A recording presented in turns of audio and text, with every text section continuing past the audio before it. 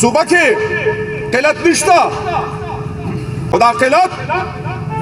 چا پیدا کړی دی او په هغې ښه پوهیږي دا خبره نه ده خو د چا یو ټرک وړه پکاري ورته شته ملاویږي خو دا قیمت نه یو په دومبې دې صوبو کې چې خود مختاري ملاو شوه د 18 ترمیم ناغې کې وفاق یو څو محکمې ځان سره وساتلې د هغې نه علاوه چې څانه څیزونه دي کو هغه صحت دی کو هغه خوراک دی کو هغه داسې نورې محکمې دي د هغې مشري دې ته فنډ میلاویږي او د دې مشري صوبایي حکومت سره ملګرو د پاکستان 2 کروڑ 82 ټن سالانه د غنم ضرورت دی او موږ سره په دې صوبو کې 2 کروڑه او 92 لاک کوټه ده هر صوبې سره خپله زیاتي کوټه ده او دا د حکومت ذمواري چې هغه د هغه ضرورت نه زیات وړو ساتي زمونږه صوبه کې قلت نشته خو دا قلت چا پیدا کړی دی او په هغې ښه پوهیږي چې څه مقصد دپاره دی اوس هم د تاسو ته وایم خو د چا یو ټرک وړه پکاري ورته شته ملاویږي خو دا قیمت نه یو په دوه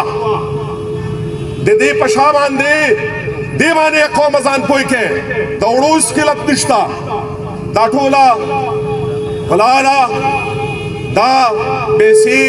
دې کې مافیا ده هغې پکې خپل مفاد دي د وړو هېڅ دغه نشته خو ډېر لوی افسوس خبره ده چې موږ نن هم وړو پسې سروالي بروالي ګرځو د وړو هېڅ دغه نشته دی انشاءالله د حکومت ته موږ اپیل کوو چې د دې خلکو او د الله د عذاب نه ویرېږئ او دا ورځې نه ویرېږئ چې دا قوم تاسو پسې دغه شي او د دې دفترونه هم وشړي او انشاءالله کو دې دا رویه ټیک نه کړه همدغه عمل به ورسره کوو بله ورځ دلته کې د یو پټې احتجاجي مظاهره شوې وه او ټارګېټ صرف او صرف دلته کې راغلي د اوړو بحران دی دلته کې راغلي مهنګایي ده او د هغوی ټارګېټ څوک و صرف حضرت مولانا صاحب یادو اوس وجه څه ده ځکه چې دې ته پته ده چې زمونږ جنازه به اخري کې هم مولانا صاحب پړاوی دغې وجې نه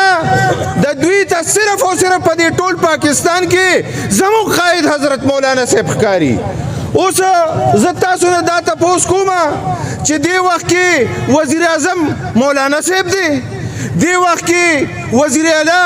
زمونږ د پارټۍ دی آیا تاسو ماته دا ووایئ چې کله نه 18 ترمیم په دې ملک کې وشو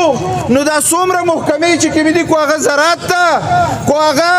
زمونږ د ایم پی ای صاحب معدنیات ته او کو هغه دلته کې لوکل ګورنمنټ دی او کو هغه زمونږ د هیلث نظام دی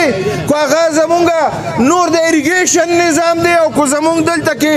د فوډ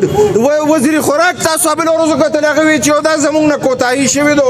د دې د وجې نه مونږ نه د اوړو د بحران راغلی دی Audio Jungle.